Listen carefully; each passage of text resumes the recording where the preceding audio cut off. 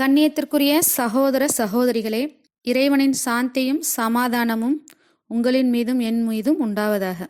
நம்ம முன்னாடியே கடவுளும் வேதங்களும்ன்ற தலைப்பில் 2 பகுதியை முடித்து 3வது தலைப்பான பைபிளுக்கு வந்திருக்கோம். அந்த தலைப்புகளை பார்க்காதவங்க அதை போய் பாருங்கள். சரி, பைபிளை பற்றி பார்ப்போம். உலகத்திலேயே அதிகமான மக்களால் நம்பப்பட்டும் பின்பற்றப்படும் மதம் கிறிஸ்தவ மதம். இந்த மதத்தை தெரிந்து கொள்ளவும் பின்பற்றவும் கடவுள் கொடுத்த வேதாகமம் பைபிள் என்று கிறிஸ்தவ மக்கள் நம்புறாங்க. சரி, அப்பேற்பட்ட பைபிள் கடவுளிடம் இருந்துதான் வந்ததா இல்லையா என்று பார்ப்போம். கடவுளிடம் இருந்து வந்திருந்தால் அதன் தகுதிகள் என்ன? புனித வேதாகமத்திற்கான சட்டத்திட்டத்துக்குள் பைபிள் பொருந்திவிட்டால் பைபிள் இறைவனின் வேதம், இல்லை என்றால் மனிதனால் திருத்தப்பட்ட வேதம். பைபிள் என்ற கருத்துக்கு நாம் அனைவரும் வர வேண்டும். சரி, முதல் தகுதியை பார்ப்போம். முதல் தகுதி, மூல மொழியிலேயே மூலப்பிரதியும் பாதுகாக்கப்பட்டிருக்க வேண்டும். புனித வேதாகமம் யாராலும் திருத்தம் செய்யப்பட்டு இருக்கக்கூடாது. வேதத்தில் தனிப்பட்ட நபரின் கருத்துக்கள் இடம்பெற்றிருக்க கூடாது. வேதத்தில் அறிவியல் குறைபாடுகளும் வசனங்களிடையே முரண்பாடுகளும் இருக்கக்கூடாது. வேதம் அனைத்து வயதினரும் படிக்க தகுதியானதாக இருக்க வேண்டும். மிக முக்கியமான ஒன்று, வேதத்தில் கடவுள் யார் என்ற குழப்பம் இருக்கவே கூடாது. சரி, நம்ம பைபிளை இந்த தலைப்புக்கு கீழே ஆய்வுபடுத்துவோம். முதல்ல இப்போ மூல பிரதி பற்றி பார்ப்போம். ஈசா அலைஹிவஸல்லம் அப்படின்னு இப்போ பொதுவான மக்களுக்காக இந்த பயான் இருக்கனால இந்த வார்த்தையை நம்ம பயன்படுத்தினா உங்களுக்கு புரியாது. அதனால் இயேசு அவர்கள்னு பயன்படுத்துவோம். இயேசு அவர்களுக்கு வழங்கப்பட்ட வேதம் பைபிள். இதில் பழைய ஏற்பாட்டின் ஆகமங்கள் மோசே என்ற தீர்க்கதரிசிக்கு வழங்கப்பட்டது ஹீப்ரு மொழியில். பின் இயேசுவுக்கு வழங்கப்பட்ட புதிய ஏற்பாடானது அரேமிக் மொழியில் இருந்துச்சு. இந்த 2 மொழியும் பேச்சு அடிப்படையிலையும் எழுத்து அடிப்படையும் காணாமலே போயிருச்சு. இப்போ யூதர்களால் மீண்டும் ஹீப்ரு மொழி பேசப்பட்டு வருகிறது. சரி, இந்த குழப்பத்தை எல்லாம் சரி செய்யலாம்னா மூல மொழியான மூலப்பிரதி இல்லாமல் பைபிளை எப்படி சரிபார்க்க முடியும்? குறிப்பாக இந்த வேதத்தை இயேசு அவர்கள் எழுதவில்லை. மற்றவர்கள் எழுதி இயேசு அவர்கள் அதை சரிபார்த்து அங்கீகரிக்கவும் இல்லை. இயேசு அவர்கள் இறந்து 200 வருடம் கழித்தே பைபிள் எழுதப்பட்டது.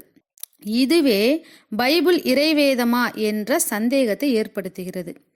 உடனே சொல்லலாம், கிரேக்க மொழியே மூலமொழின்னு. கிரேக்க மொழி மூலமொழி கிடையாது. இந்த 2 மொழிகளும் பேச்சு வழக்கில் இல்லாததுனால கிரேக்க மொழியில பைபிளை எழுதுனாங்க.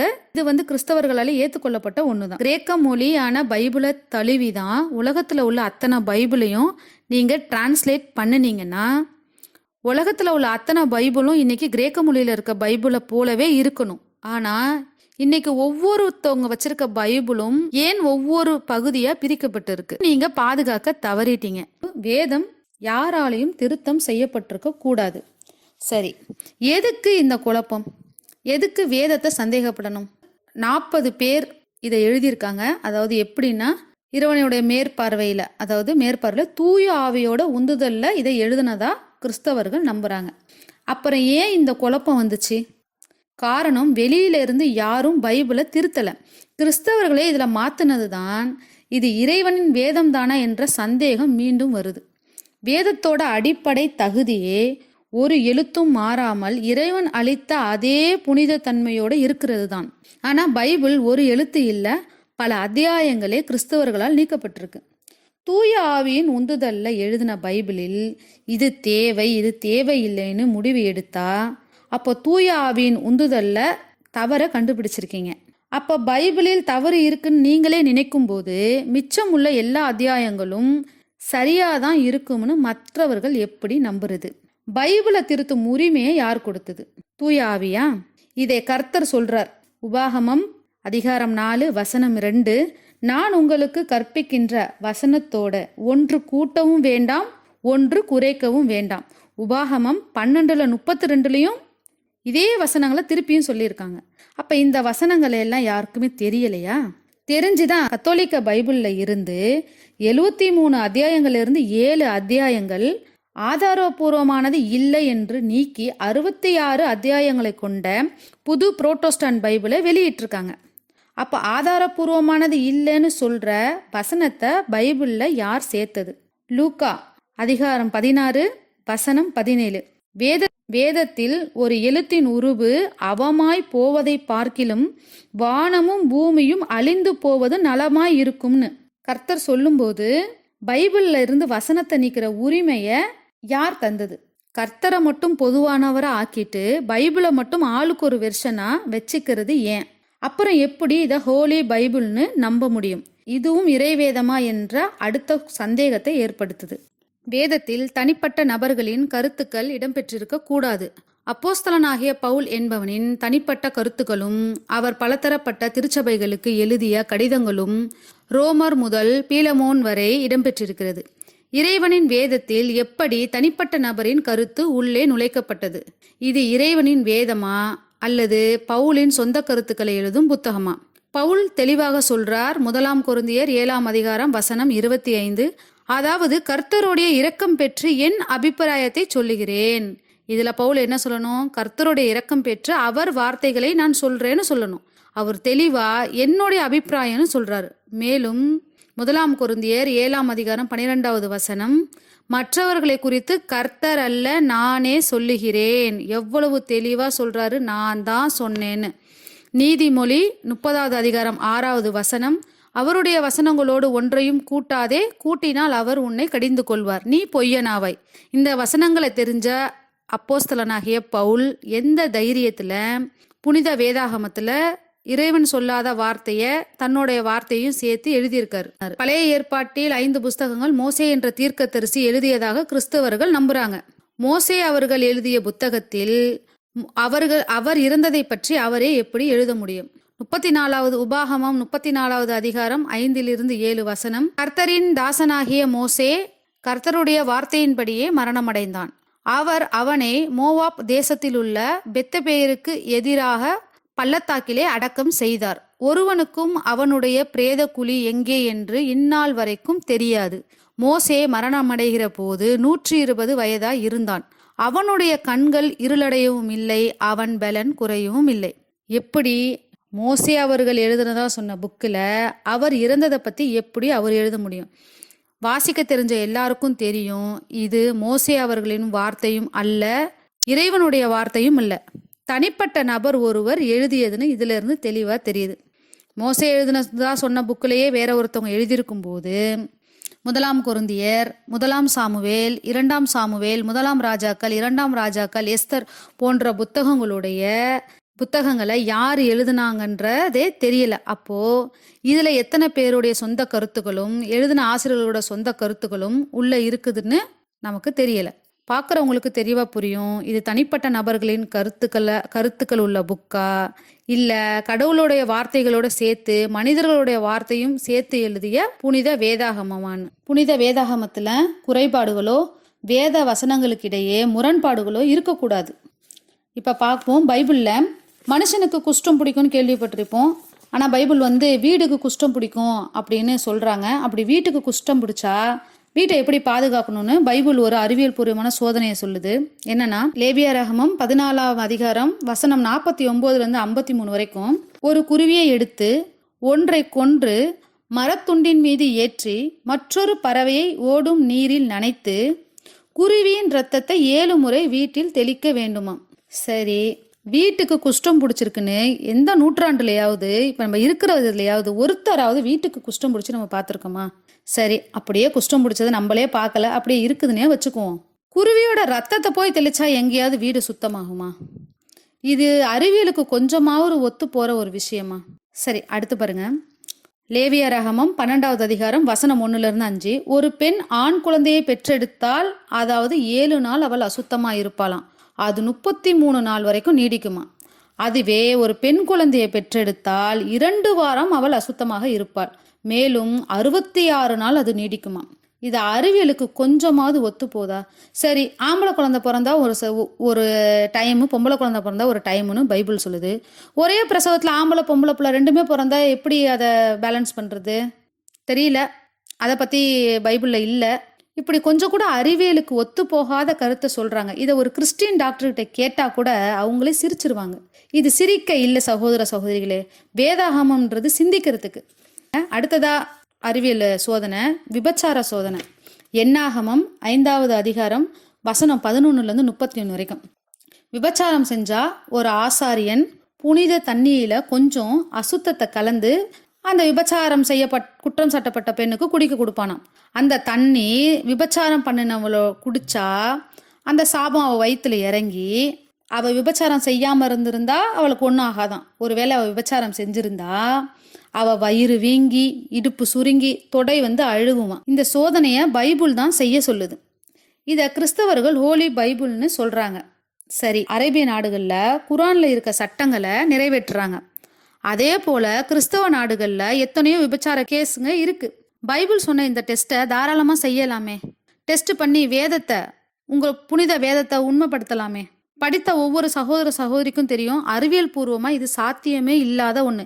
இது போல அறிவியலுக்கு கொஞ்சம் கூட ஒத்து போகாதபடி இந்த உலகத்தை படைச்ச கர்த்தர் அறிவியல் பூர்வமான விஷயங்களை தப்பு செய்வாரா?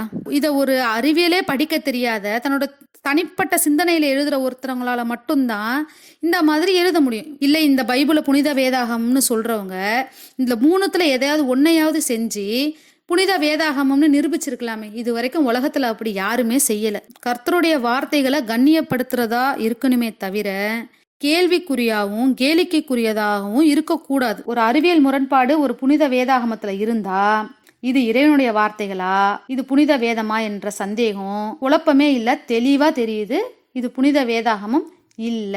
புனித பைபிள்ல வேத வசனங்கள் ஒன்னோடு ஒன்று முரண்பட்டிருக்க கூடாது. பாடான வசனங்களை பார்ப்போம். 1 ராஜாக்கள்ல 7ஆம் அதிகாரம் 26வது வசனத்துல சாலமோனின் ஆலயத்தில் 2000 குடம் தண்ணீர் பிடிக்கும் நீர் தொட்டி இருந்துச்சுன்னு.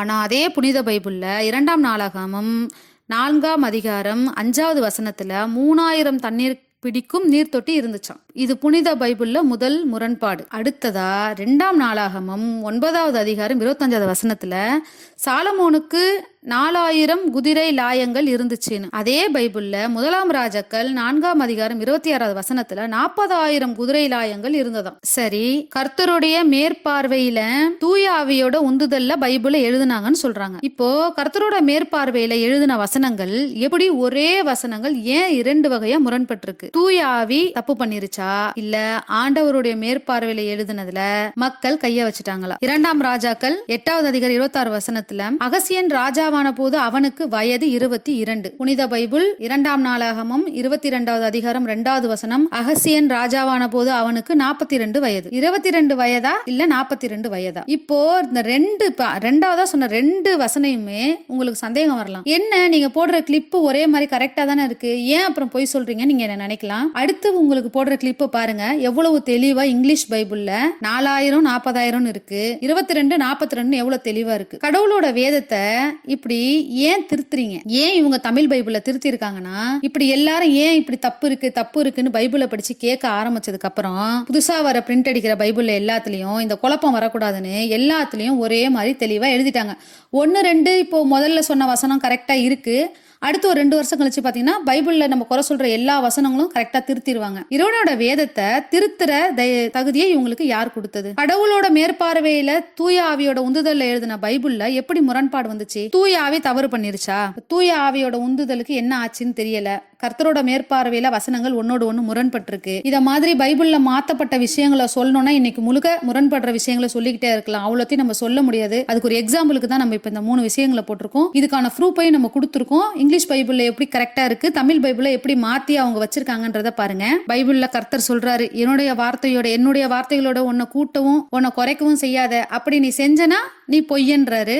திருத்துறவங்க எல்லாரும் உண்மையாளர்களா பொய்யர்களான்னு சொல்லிட்டு கர்த்தரே சொல்லிட்டாரு, யார் உண்மை யார் பொய்ன்னு சொல்லிட்டு. இந்த மாதிரி வசனங்களை எல்லாம் பார்த்து கூட இவங்களுக்கு எல்லாம் பயம் வரலனா, இப்படி மனிதர்கள் பைபிளை கையாள்றதுலேயே இது இறைவனின் வேதம் இல்லை அப்படின்றது தெளிவா இருக்கு. இது இறைவனோட வேதம் இல்லைன்றது தெளிவா இருக்கலாம், ஆனா இறைவனுடைய வார்த்தைகள் இது உள்ள இருக்கதான் செய்யுது.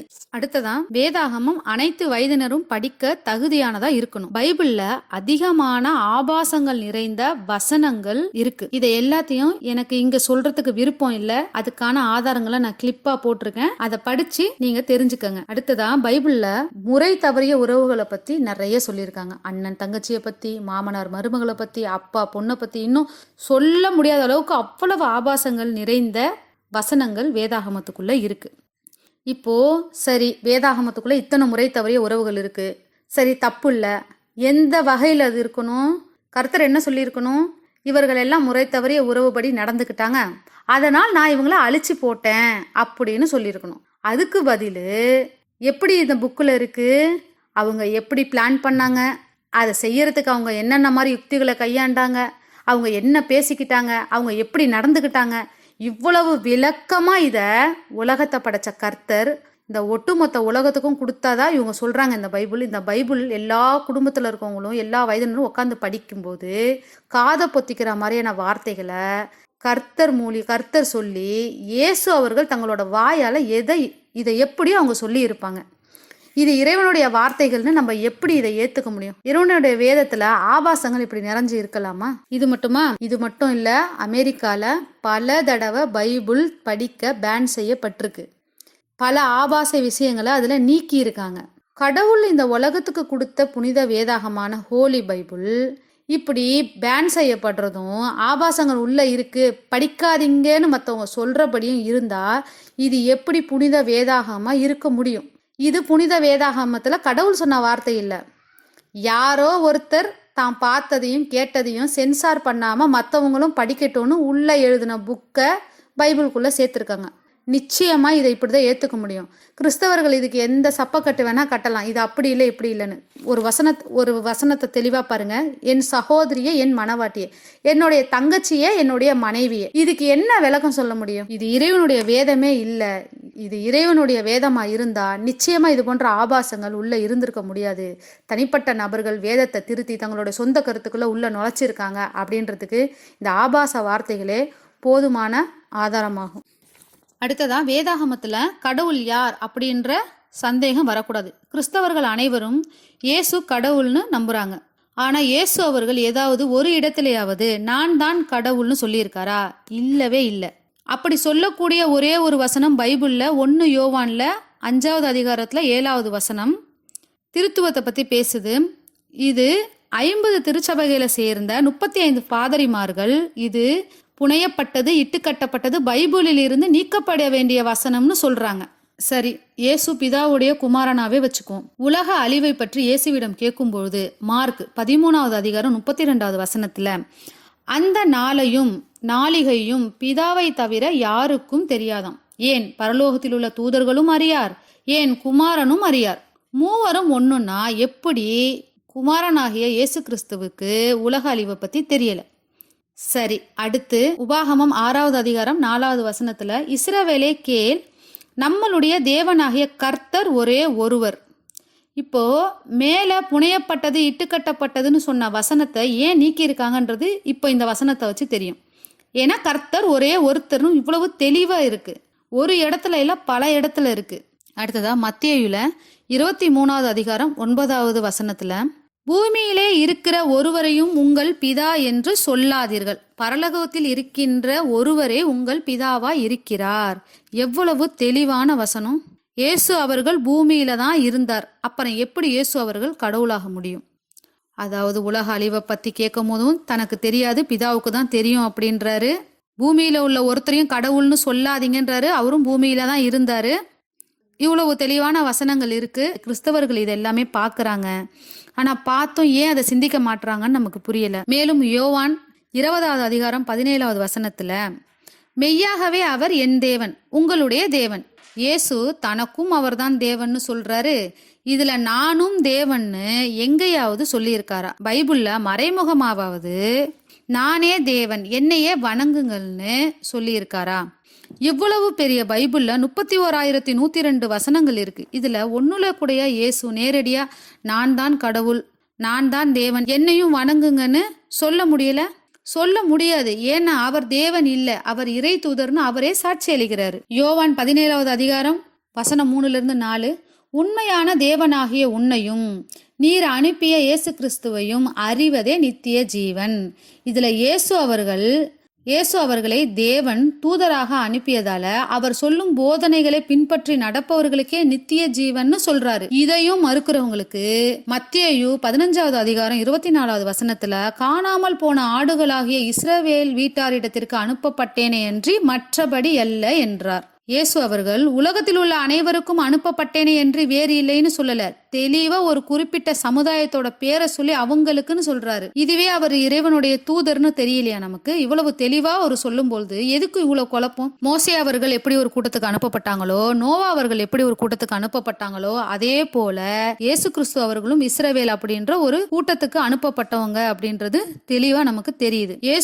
மேலும் இயேசு தூதர் தான் என்பதற்கு மத்தேயும் 7ஆம் அதிகாரம் 21வது வசனத்துல, பரலோகத்தில் இருக்கின்ற என் பிதாவின் சித்தத்தின்படி செய்கிறவனே பரலோக ராஜ்யத்தில் பிரவேசிப்பவன் அல்லாமல் என்னை நோக்கி கர்த்தாவே கர்த்தாவே என்று சொல்லுகிறவன் அதில் பிரவேசிப்பதில்லை. கர்த்தாவே கர்த்தாவே என்று சொல்றவங்கன்னு இயேசு அவர்கள் யார சொல்றாரு? இன்னைக்கு யாரெல்லாம் ஆண்டவராகிய இயேசு கிறிஸ்து அப்படின்னு சொல்றாங்களோ அவங்கள நோக்கி தான் சொல்றாரு. என்ன நோக்கி கர்த்தாவே கர்த்தாவேன்னு சொல்லாதனும் சொல்றாரு.